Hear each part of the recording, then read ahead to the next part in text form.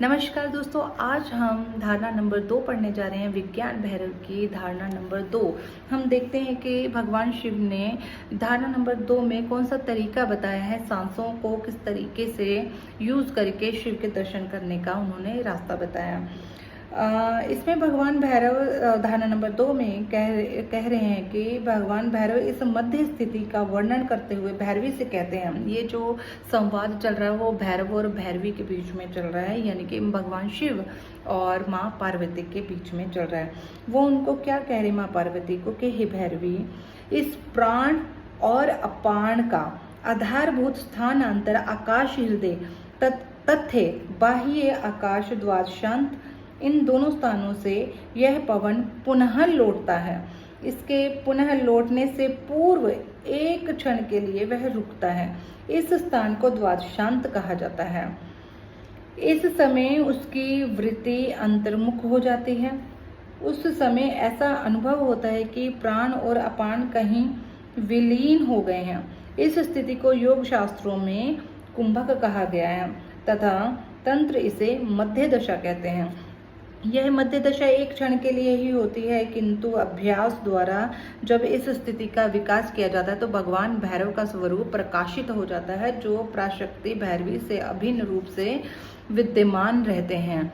धर्म और धर्मी जिस प्रकार अभिन्न हैं, उसी प्रकार शिव और उसकी शक्ति अथवा भैरव और भैरवी अभिन्न हैं। इसको अलग नहीं किया जा सकता। वे परमार्थ रूप में एक ही हैं, किंतु इनमें भेद ज्ञात होता है। जब प्राण और अपान दोनों का चलना ना हो, तभी इस मध्य दशा का अनुभव किया जा सकता है। कि यानी कि जब हम सांस ले भी नहीं रहे, सांस छोड़ भी नहीं रहे, सांस को होल्ड करके बैठे हैं, वो जो स्थिति है उसी को कुंभक बोला है यहाँ पे। तो ये जो मध्य दशा का अनुभव जो है वो हम सांस को एक जगह पर रोक के, यानी कि हम ना सांस लेंगे ना छोड़ेंगे। अगर ली हुई है तो लेके ही छोड़ देंगे, छोड़ी हुई तो छोड़े बाहर की तरफ पे ही उसको छोड़ देते हैं। तो इसको इसी को मध्य दशा का है, इसका हम अनुभव कर सकते हैं।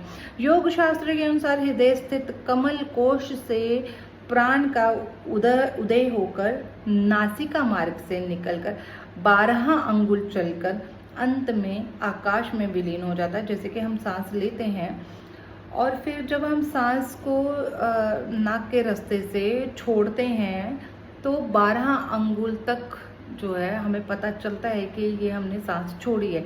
उसके बाद में वो आकाश तत्व में ही विलीन हो जाती है। प्राण की इस बाह्य गति को रेचक कहा जाता है। जब भी हम सांस को बाहर की तरफ जाने देते हैं, आकाश तत्व में विलीन होने देते हैं, तो उसको रेचक कहा जाता है। तथा इस बाह्य आकाश से अपान का उदय होता है तथा नासिका मार्ग से चलकर यह हृदय स्थित कमल कोश में विलीन हो जाता है। और यही सांस इसको जब अपान का उदय होता है, यानी कि जो अंदर लेने वाली सांस है, जब हम ऐसे सांस खींचेंगे तो हमारे हृदय कमल, हमारे हार्ट की तरफ वो सांस जाती है और जाकर हमारे हृदय में ही विलीन हो जाती है। हमारे हार्ट चक्रा में जाकर वो विलीन हो जाती है, यानी खत्म हो जाती है, गायब हो जाती है। अपान की इस स्वाभाविक आंतर गति को पूरक कहा जाता है। जब द्वादशांत में तथा अपान वायु हृदय में क्षण भर के लिए रुक जाती है, उसे योग शास्त्रों में कुंभक कहा जाता है। वही सांस को, जैसे हमने सांस लिया और अब हमने सांस को रोक लिया, ठीक है, जब हमने होल्ड किया, ये जो होल्ड करने का प्रोसेस है, यानी अब हमने सांस अपने अंदर भरी हुई है, उसको हम बाहर नहीं निकाल रहे, इसको योग शास्त्रों में कुंभक कहा जाता है। ठीक है, यह कुंभक अवस्था 2 तरह की होती है। 2 तरीके से हम कुंभक लगाते हैं, बाह्य कुंभक तथा आंतर कुंभक। यानी जब हमने सांस लेकर अंदर की तरफ होल्ड कर लिया तो इसको आंतर कुंभक बोलेंगे। जब हमने सांस छोड़ा, ऐसा छोड़ने के बाद में जब हमने सांस को वहीं पे रोक दिया, बाहर गई हुई सांस को बाहर ही रोक दिया, उसको हम कहते हैं बाह्य कुंभक। जब यह श्वास चलते चलते मध्य में ही किसी कारण से रुक जाती है, जैसे हम सांस ले रहे हैं, लेते लेते अचानक से जिस भी स्थिति में वो रुक गई, उसको बीचों बीच जब रुक गई, उसको हम मध्य कुंभक कहते हैं। इन सभी रेचक कुंभक तथा पूरक अवस्थाओं का निरंतर ध्यान पूर्वक निरीक्षण करते रहने से योगी जीवन मृत्यु से मुक्त हो जाता है। पातंजल योग दर्शन में प्राणायाम की विधियां बताई गई हैं, किंतु उसमें कहा गया है कि आसन की सिद्धि होने पर श्वास प्रश्वास की गति का रुक जाना ही प्राणायाम है। उन्होंने कहा है कि आसन की जब सिद्धि हो जाती है कि जब हम एक पोजीशन में हम रहना सीख जाते हैं, तो उस टाइम पे जो श्वास प्रश्वास की जो गति रुक जाती है उसको हम प्राणायाम कहते हैं। यह अपने आप ही होता रहता है। उसको नेचुरल प्रोसेस है वो, हम कॉन्शियसली उसको नहीं कर रहे होते। और हठ योग में क्या होता है, देखो हठ योग में विभिन्न प्रकार के प्राणायामों का वर्णन है। योगा विशिष्ट में भी प्राणों के निरोध के उपाय बताए गए हैं। इस प्रकार प्राणों का निरोध होने पर ही ईश्वरानुभूति होती है, किंतु तंत्र की विधि सहज योग की विधि है। इसमें देखो हठ करके हमने उसको रोका, हमने जबरदस्ती उसको होल्ड किया, तो उसको यहाँ पे योग वशिष्ठ जो भी तरीके हैं उसमें प्राणों के निरोध के उपाय बताए, प्राणों को रोकने के उपाय तरीके बताए कि कैसे हम आसन लगा लगा के या ऐसा होल्ड कर सकते हैं सांस को। और इसी से ही कहते हैं कि ईश्वर की अनुभूति होती है।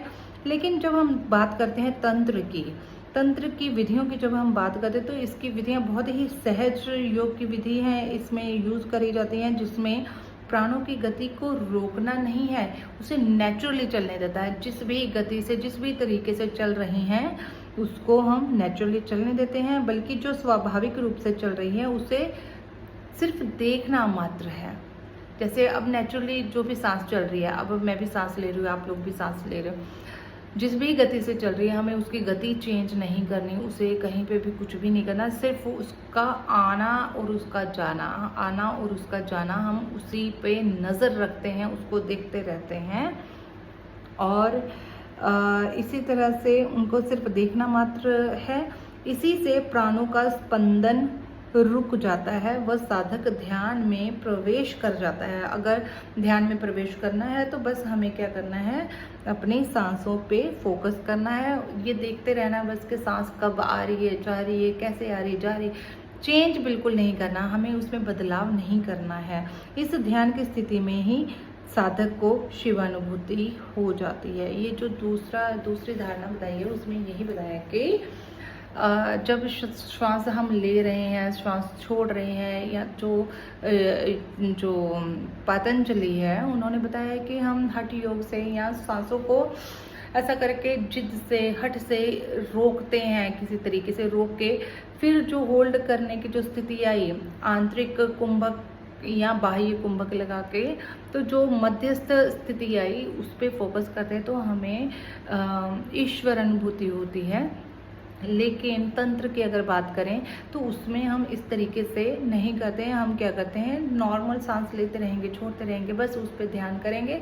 ऐसे ध्यान करते करते करते करते ही फोकस करते ही सांसों को चेंज नहीं करना, ये बात का ध्यान रखना है कि हमें सांसों को चेंज नहीं करना होता, हम सिर्फ सांस लेते जाते छोड़ते जाते, बस उसे वॉच करते रहते हैं, एक वॉचमैन की तरह, एक गार्ड की तरह, एक सिक्योरिटी गार्ड की तरह, और देखते हैं कि सांस कहाँ से आई, कहाँ गई, कहाँ तक पहुँची, कहाँ से फिर से बाहर निकलनी शुरू हुई, सिर्फ इतना ही वॉच करते रहना है। और जब हम ऐसा करते रहते हैं तो धीरे धीरे जो भी साधक रहता है, जो इसकी प्रैक्टिस कर रहा है, वो ध्यान मग्न हो जाता है और ईश्वर की अनुभूति वो कर पाता है। तो ये थी ध्यान की दूसरी विधि, धारणा नंबर 2, जो इस विज्ञान भैरव की बुक में दी गई है, भगवान शिव के द्वारा बोलकर बताई गई है माँ पार्वती के लिए। ठीक है, थैंक यू सो मच। आप इसकी प्रैक्टिस जरूर करिएगा और अपने एक्सपीरियंस जरूर शेयर करिएगा। Thank you so much.